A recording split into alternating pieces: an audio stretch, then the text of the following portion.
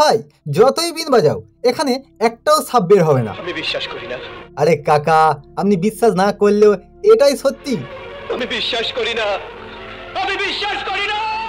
ফিরে বলে বিশ্বাস করি না, বিশ্বাস করি না বলে দৌড়ে পালাচ্ছে কোথায়? সত্যি কথাটা শুনে যাও, আমাদের ভারতবর্ষে এমন একটি রাজ্য রয়েছে যেখানে একটিও সাপ নেই। হ্যাঁ সত্যি বলছি। সাধারণত সাপ সর্বত্রই দেখা যায়। সাপ পৃথিবীতে বসবাসকারী এক মেরুদণ্ডী প্রাণী। বিষধর হোক বা বিষধর নাই হোক, সাপ দেখলে প্রায় সব মানুষই ভয় পায়।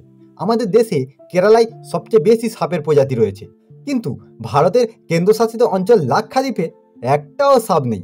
লাক্ষাদ্বীপে 36টি দ্বীপ রয়েছে, কিন্তু মাত্র 10টি দ্বীপে মানুষ বসবাস করে। এছাড়া এই দ্বীপে কোনো কুকুরও নেই। প্রশাসন এই দ্বীপকে সাপ ও কুকুর মুক্ত রাখার জন্য ক্রমাগত প্রচেষ্টা চালিয়ে যাচ্ছে। বিশেষ করে এই দ্বীপে আসা পর্যটকদের কুকুর আনার অনুমতি নেই। কি যাবেন নাকি একবার এই লাক্ষাদ্বীপ ঘুরতে?